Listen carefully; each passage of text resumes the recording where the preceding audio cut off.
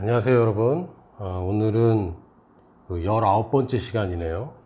지금 저희들은 그리스도인의 본성에서 지금 우리 그리스도인의 가진 본성의 8번째 탁월함에 대해서 오늘 나누려고 합니다. 지금까지 영생을 가졌고 의인이 되었고 상속자가 되었고 친자녀가 되었고 승리자, 정복자가 되었고 치유와 건강을 이미 받았다는 것을, 우리가 본성으로 가졌다는 것을 지금까지 나눴고요. 오늘은 8번째 탁월함에 대해서 얘기를 할 겁니다. 먼저 다니엘서 5장 12절 말씀을 읽겠습니다. 다니엘서 5장 12절에 보면 왕이 벨드사살이라 이름하는 이 다니엘은 마음이 민첩하고 지식과 총명이 있어 능히 꿈을 해석하며 은밀한 말을 밝히며 의문을 풀 수 있었나이다. 이제 다니엘을 부르소서. 그리하시면 그가 그 해석을 알려드리리이다 하니라. 이거 왕의 신하가 왕에게 조언을 한 이야기입니다. 왕이 꿈을 꿨는데 알지 못하기 때문에 그 신하가 다니엘을 소개하면서 이렇게 얘기해요. 마음이 민첩하고 지식과 총명이 있어. 그래서 마음이라고 번역되어 있지만 사실은 원문에는 영이라고 되어 있습니다. 영이 다른 사람이라고 표현을 하고 있고요. 탁월한 영을 가졌다고 표현합니다.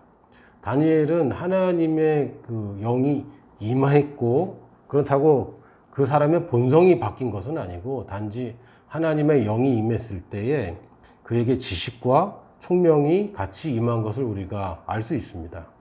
하나님의 영을 가진 우리들 역시 이 지식과 총명함을 가졌다고 이야기해야 됩니다. 지혜와 성품이 뒷받침되는 사람, 우리가 원하는 사람이죠. 우리가 그렇게 되길 원하고, 근데 지혜와 성품이 되는 데에 거기에 기회라는 것이 더해지면 이 사람이 탁월한 사람이 됩니다. 지혜가 없는데 성품은 좋은데 기회가 있다. 그 사람이 탁월해지는 건 아닙니다. 또 지혜가 있고 성품이 좋은데 기회가 없다. 그럼 탁월해질 수는 없어요. 그리고 지혜와 그 기회는 있는데 또 성품이 뒷받침되지 않는다. 그럼 이 사람은 탁월하다는 말을 할 수는 없습니다. 이 세 가지가 다 구비되어야 되는데 우리가 우리 스스로를 그리스도 안에서 우리는 탁월한 자입니다 라고 얘기하는 것은 우리에게 이미 지혜도 있고 우리가 성품 또한 있고 또한 기회 또한 마련되어 있다고 얘기하는 겁니다. 그래서 나는 지혜를 가졌습니다 라고 이야기하는 것보다 나는 탁월한 존재입니다 라고 하는 것이 사실은 더 포괄적으로 얘기할 수 있습니다. 탁월함이라는 것은 어떤 일을 맡겨졌을 때에 충분히 잘 해낼 뿐만 아니라 맡겨진 기대보다 더 잘하는 것을 탁월함이라고 얘기합니다. 내게 5개의 일이 주어졌는데 5개를 하는 것은 그걸 탁월하다고 얘기는 하진 않아요. 그러나 내가 시키지 않은 일까지 할 때 이걸 탁월함이라고 얘기합니다. 저도 이제 군 생활을 해봤는데 군대에서 하지 말아야 되는 게 있어요. 뭐냐면 나대는 겁니다. 할 줄 안다고 나댔다가는 덤태기를 쓰죠. 그래서 회사에서도 여러분 그런 일들이 있을 겁니다. 회사에서 뭔가를 시켰는데 너무 잘하면 그 사람이 계속 일을 더 하게 되죠. 근데 이런 것 때문에 고통당하는 사람들이 있어요. 그 사람은 탁월한 경우는 아닙니다. 능력이 뛰어난 경우지 탁월하진 않아요. 탁월한 사람들은 사람들의 인정을 받기 때문에 여러분이 호의를 베풀다고 호구가 되는 일은 생기지 않습니다. 왜냐하면 사람들의 호의를 받기 때문에. 그러니까 내가 솔선수범해서 무엇을 하면 내가 피해를 볼까봐 몸살이는 경우도 있는데요. 이건 탁월한 사람들은 이렇게 하지 않습니다. 탁월한 사람들은 내가 나설 때와 나서지 말할 때를 잘 구별할 수도 있고요. 또 나서서 해결한다고 해도 사람들이 나를 이용하려고 하지 않습니다. 왜? 내가 탁월한 사람이기 때문에. 이 사람들은 나한테 잘 보이고 싶어 하지 또 나를 사용하려고 하는 것은 아닙니다.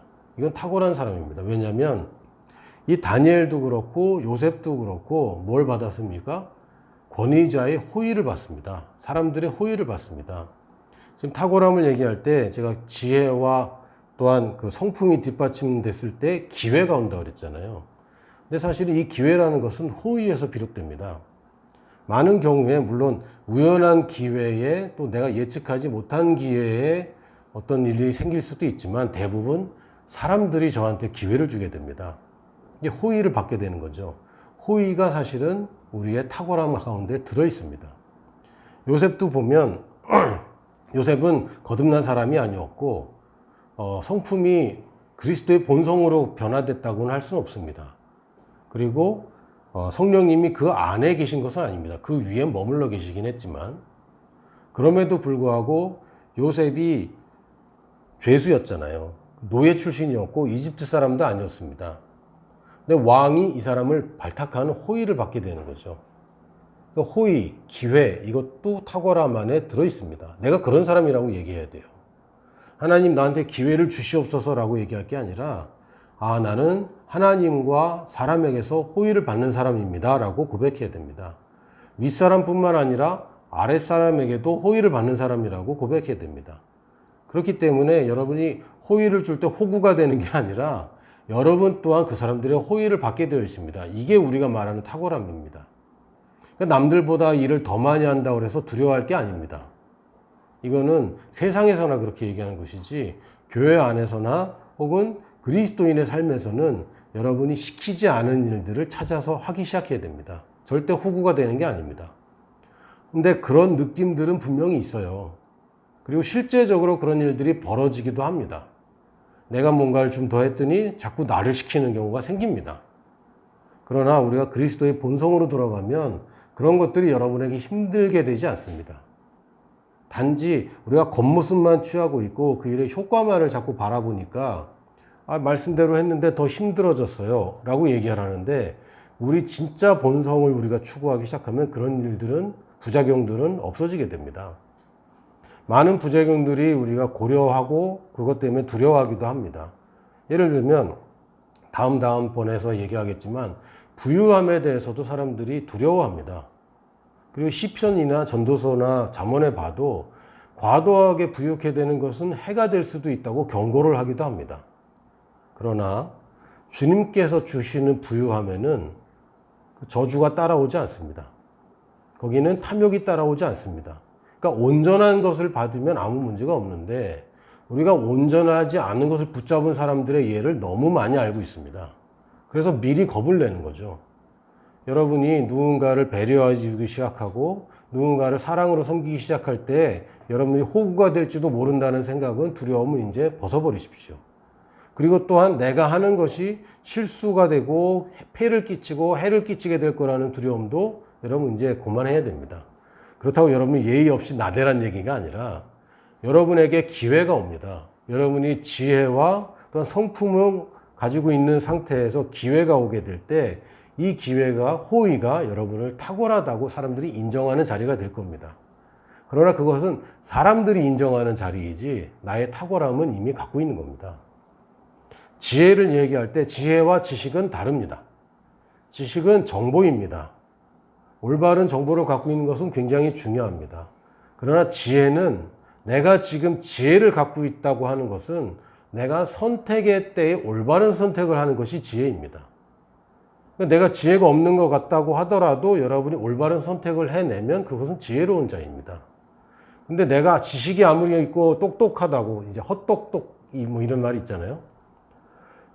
똑똑하다고 생각하고 사람들이 인정할지라도 열매가 생기고 결과가 좋지 않으면 그것은 지혜가 아닙니다. 내가 알고 하건 모르고 하건 간에 그거는 이해의 관계이지 그건 명철이라고 표현합니다. understanding은 내가 알고 하고 또는 모르고 하고 이거는 이해가 있느냐 없느냐 명철이 있느냐 없느냐 이야기지 지혜랑은 관계가 없습니다. 지혜는 올바른 선택을 해서 올바른 결과를 가져오는 것이 지혜입니다. 그러니까 자기가 생각하기에 똑똑하고 지식을 많이 갖고 있고 이해를 명철을 가지고 있다고 하더라도 올바른 결과를 내지 못하면 그것은 지혜가 아니고요. 내가 모르고 했는데도 불구하고 올바른 결과를 가져오면 그것은 지혜입니다. 그러니까 사실은 하나님이 하시는 일에 내가 모든 걸 다 이해해야 된다는 교만부터 버려야 됩니다. 우리가 지혜를 얘기할 때는 하나님이 날 인도해 주셔서 좋은 결과를 얻는 선택들을 내가 계속 할 수 있다라는 나의 본성에 관한 이야기지 내가 머리로 깨달았다. 지혜는 깨닫는 것과는 관계가 없습니다. 깨닫는 것은 명철에 관한 이야기예요. 여러분들이 어느 때든지 올바른 조언을 하고 그렇다고 여러분이 명철은 전혀 필요 없다. 이 얘기가 아닙니다. 지식은 필요 없다. 이 얘기가 아닙니다. 그러나 지혜를 얘기할 때는 이것은 본성에 관한 이야기입니다. 나는 올바른 선택을 할 수밖에 없는 사람이 되었고 혹시 내가 잘못된 선택을 하더라도 하나님이 그것을 더 아름답게 변화시킬 수 있는 존재가 되었다는 것을 여러분이 고백해야지 내 머리가 좋다 나쁘다 내가 공부를 많이 했다 못했다 또는 내가 학교 학창시절에 성적이 좋았다 안 좋았다 이것은 지혜와 전혀 관계가 없습니다. 그래서 복음인 거예요. 그래서 나에게도 복음이고 여러분에게 모두에게 복음입니다. 똑똑한 사람들만 지혜를 가지는 것이 아닙니다. 요셉도 특별히 공부했다는 얘기는 없습니다. 그러나 필요한 공부는 다 했죠. 언제? 노예 생활할 때, 죄수 생활할 때. 필요한 공부는 당연히 해야 됩니다. 여러분이 탁월한 일을 하기 위해서 지식이 필요 없다는 얘기는 아닙니다. 그러나 지혜는 다른 거예요. 지혜는 본성에 관한 것입니다. 나는 이미 탁월한 자가 되었고 그리스도가 나의 지혜가 되셨다고 여러분이 고백할 때 여러분 나는 지혜를 가진 자가 되었다고 얘기해야 됩니다. 저는 지혜가 모자라서요. 저는 머리가 나빠서요. 더 이상 그렇게 얘기하면 안 됩니다. 성경에서는 우리의 머리가 그리스도라 그러는데 그리스도가 나빠서요. 이렇게 얘기하면 안 되죠. 내가 똑똑하다는 게 아니라 나는 하나님이 새로운 본성을 주셨는데 이것은 탁월함입니다. 나는 맡겨진 일을 탁월하게 합니다.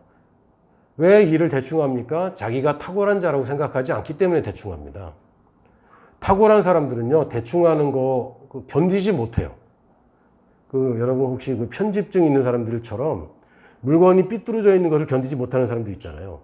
탁월한 사람들이 그렇습니다. 일이 대충 되는 것을 견디지 못합니다. 그래서 예술가들이나 탁월한 사람들 디테일을 살리죠. 왜? 이걸 대충 할 수가 없어요. 그렇다고 탁월함이라는 게 그냥 예술적으로 한다는 게 그 탁월함이란 주어진 시간 안에 하는 것입니다.